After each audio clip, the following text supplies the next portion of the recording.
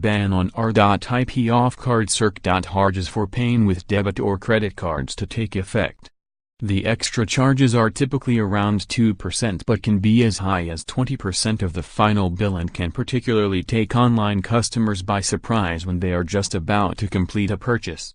Some retailers add charges which are far higher than what they pay to process card payments, and surcharges cost Britons an estimated £166 million in 2015.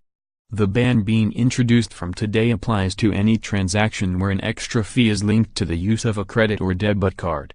Although it derives from a European Union law on card payments, Britain has gone further than Brussels required by closing loopholes through including linked payment methods such as PayPal and Apple Pay, and it will remain law here after Brexit.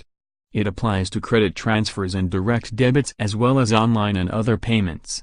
Treasury Minister John Glenn said, "It's completely unfair for someone to be hit by a hidden fee just before they are about to make a purchase, so by scrapping these rip-off charges we are helping to give power back to the consumer. As we build a fairer society, this added transparency ensures buyers can make informed choices about how they spend their hard-earned money." The move will ban practices such as British Airways charging a 1% fee of up to £20 on credit cards, Ryanair charging 2% on such payments, and surcharges levied by councils and government agencies like the DVLA, which charges a £2.50 fee.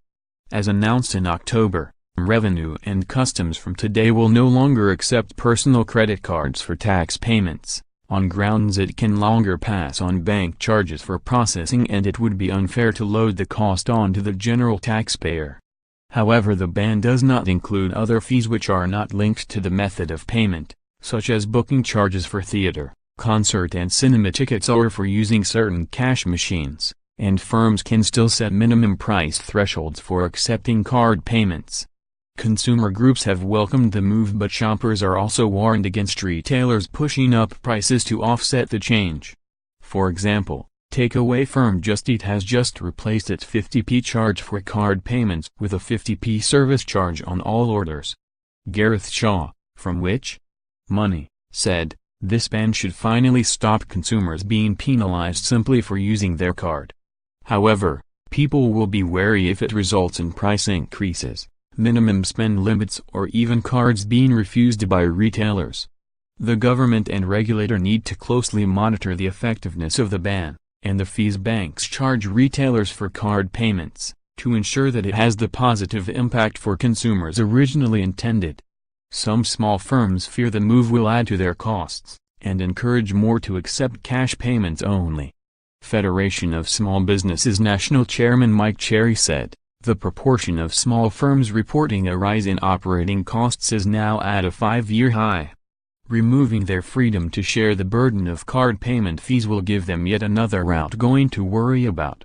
Today's changes make insisting on payment by cash all the more appealing. However, he added, with access to cash restricted by a rapidly diminishing bank branch network and threats to ATM funding, small firms now find themselves between a rock and a hard place when it comes to customer payments. But the FSB welcomed today's introduction of open banking, under which people can let approved third parties other than their own banks, such as price comparison websites, securely access their current accounts, without having to reveal their passwords. The aim is to usher in a revolution to make it easier for consumers to compare products and thus boost competition in financial and other services. The change could also help people to budget and save, and give lenders quicker and more accurate information about customers' spending habits. It will affect only people who actively give their consent to firms and follows a finding by competition authorities in 2016 that older and larger banks did not have to compete hard enough for customers and many people paid more than they should for their accounts.